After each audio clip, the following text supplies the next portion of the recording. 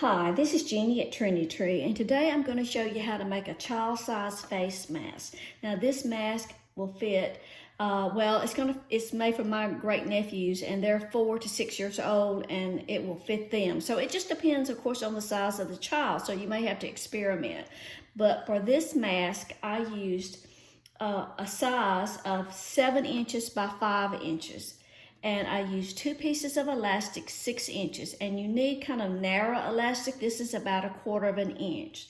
So I'm going to start out by taking my 2 pieces of fabric, and I'm going to take a right side, and then I'm going to take a wrong side of the fabric and stitch it together. That way, when it's stitched and turned, you'll wind up with a mask that has a right and a wrong side. So I'm going to start on the 7-inch side, and I'm going to start stitching about halfway down that 7-inch side. We're going to need to leave an opening so that we can turn the mask. So when I get down to the corner, I'm going to take my 6-inch piece of elastic and put it right in the corner. Stitch over that.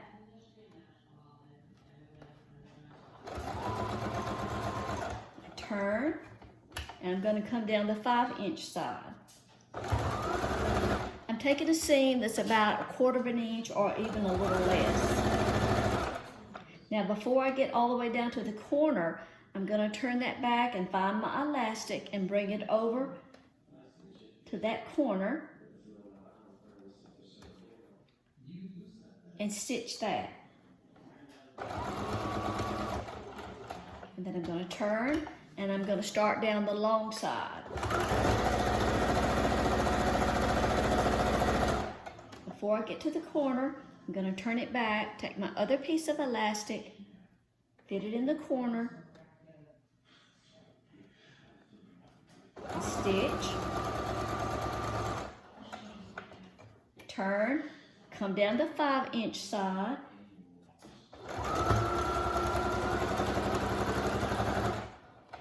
and then before I get to the corner, take my elastic, fit it in the corner, and then stitch, turn, and now I'm going to come down my long side. Now remember, I have to leave a little opening. I'm going to leave about 1 inch, 1.5 inches opening so I can turn the mask.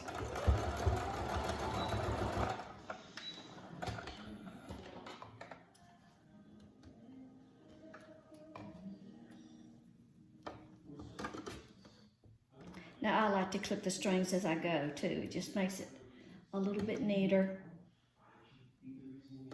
Okay, so now we've got that right and the wrong side, and of course when we turn it, we'll wind up with a right and a wrong side.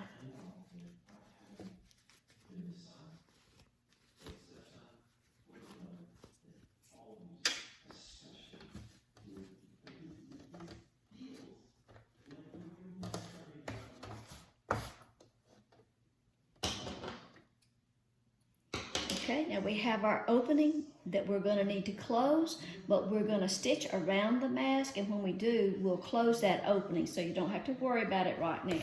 The next thing we're going to do, of course, pull the elastic, pull your corners out, and it doesn't have to be perfect.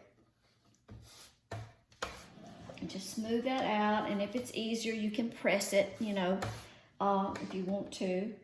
I'm not going to. But now I'm just going to make one tuck in it, and I'm just going to fold that over, and I'm going to pin that. Now, a cloth face mask is not going to protect you from a virus. Please don't get that, false impression. It will help reduce moisture, when a kid speaks or coughs or sneezes, but it's not going to protect from the virus. And don't worry about the pinholes. Wash the mask before you wear it, and when you take it off, wash it again. Now I have my tuck or my pleat, whatever you want to call it, pin, and I'm going to stitch about 1/4 of an inch away from the edge.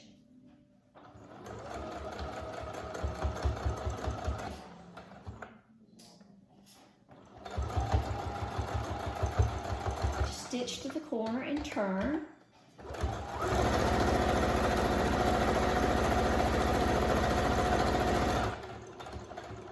Stitch to the corner and turn again.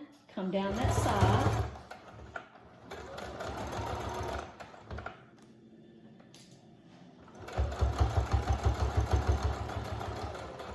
Now this is the side that has our opening, so I want to make sure that my edges are tucked in good so that when I stitch over that, it'll catch it.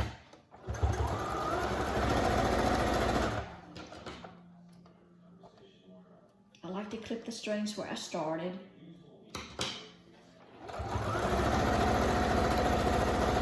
I'm just going to sew that corner, and then I'm going to go back over that stitching one more time.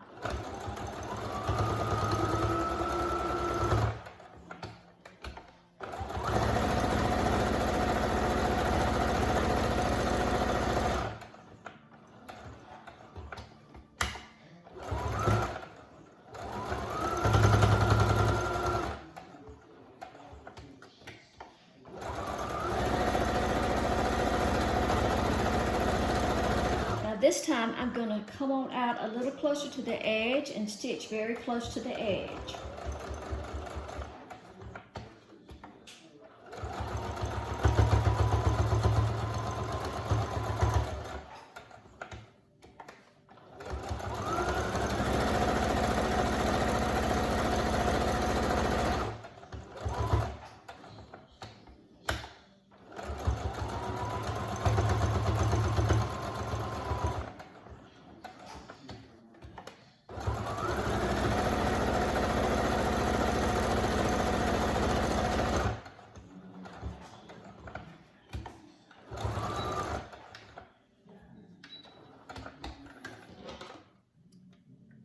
Okay, so that's it.